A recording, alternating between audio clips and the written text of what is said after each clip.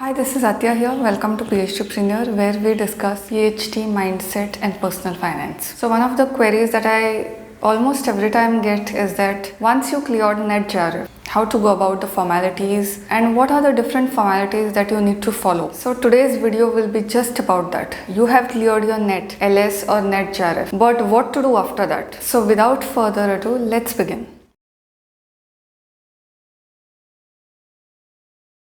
Now first of all, let me congratulate you for clearing net JRF or net LS, whatever. Many students, and at one point of time even I struggled to clear this exam. A real honor to clear this exam.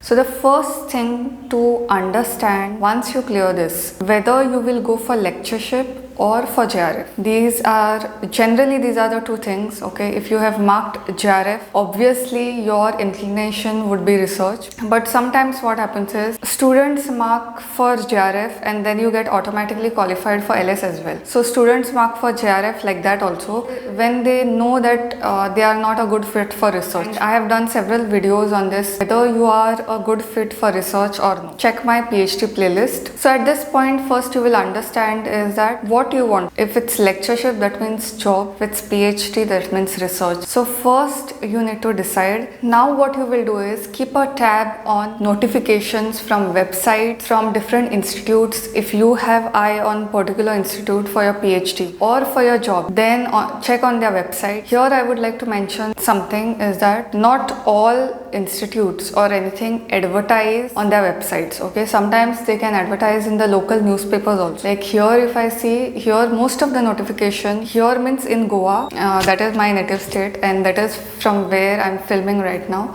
Most of the notification will come in newspapers and it will come in certain newspapers. If it is research related notification like PhD or anything, then there are several websites which combine all the data from various other institutes, okay, where the notifications are coming on, and then they will publish it as a newsletter. So you can subscribe to those kinds of websites. I'll make a video about such websites in future, but for now, keep your ears and eyes open and keep a tab on all the notifications that are coming off. That is the first thing that you will do. Keep your CV ready, keep your biodata ready, and it should be up to date. If you have cleared net JRF and if you have not received your award letter, because award letter takes time to come, then also put that you are JRF qualified, and if they ask for any proof, then whatever result notification is there, you can share the screenshot.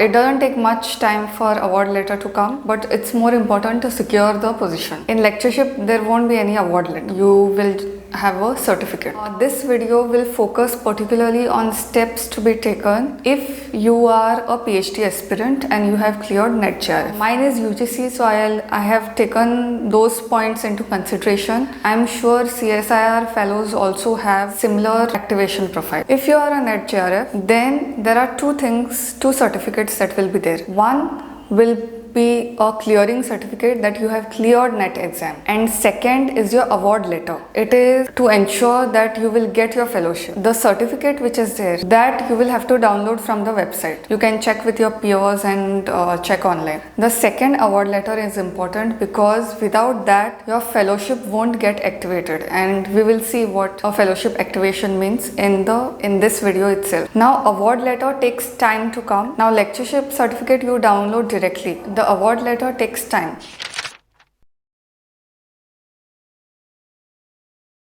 How will you know which college to apply and in which specialization? If say suppose you are from a particular location, say Maharashtra, then you must be having some institutes in your mind. So if you have an institute in mind, then you can check that institute's website, okay, and accordingly newspapers, as I said earlier. Secondly, if you do not know the college, if you have particular interest area, you will see according to that, because not all colleges, not all institutes and universities offer that kind of specialization. So you will have to check which one is a good fit for you. Exact topic you will decide once you meet your supervisor and everything. That is later.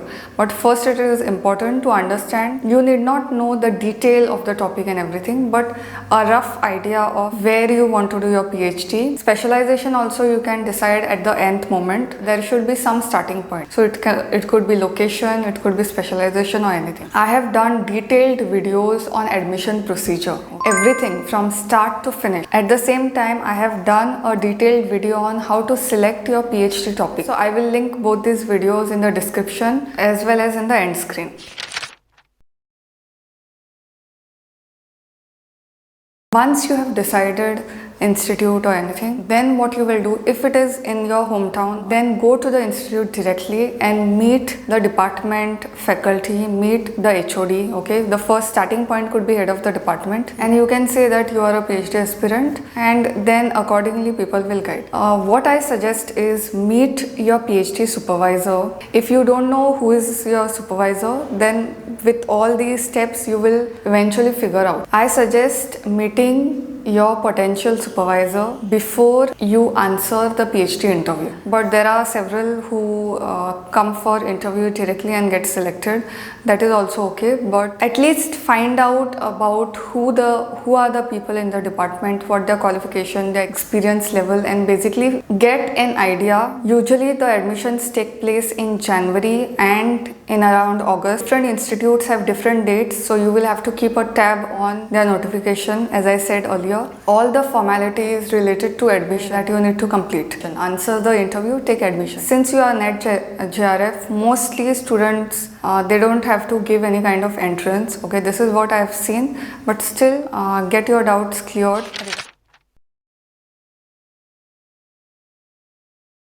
Now you have taken admission for PhD. First thing that you will do is NET JRF activation, and I will explain what I mean by that. There are two cases over here. Sometimes the award letter is there. Okay, sometimes there is delay in award letter. First, let's see what to do when you have your award letter in hand. If you have your award letter in hand, what you will do is there will be one person in the institute or university wherever you have taken admission who will be in charge of fellowships and everything, whether it is UGC, CSIR. Who is that person that you will get to know once you speak to your supervisor. So meet that person and you say that you have your NET JRF fellowship, show the certificate as well as award letter.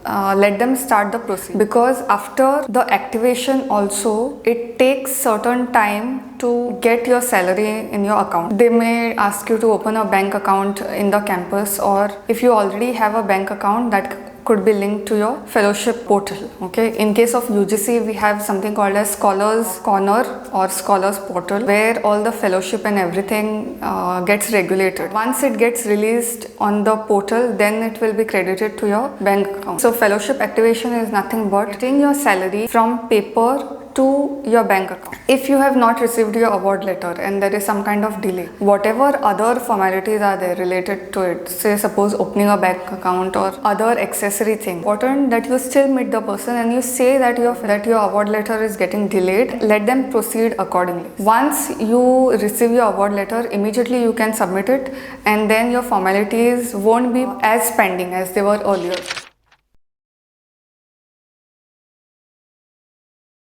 So those are all the steps that I wanted to tell. If still there is anything you need to know, you can let me know in the comments, and I wish you all the best.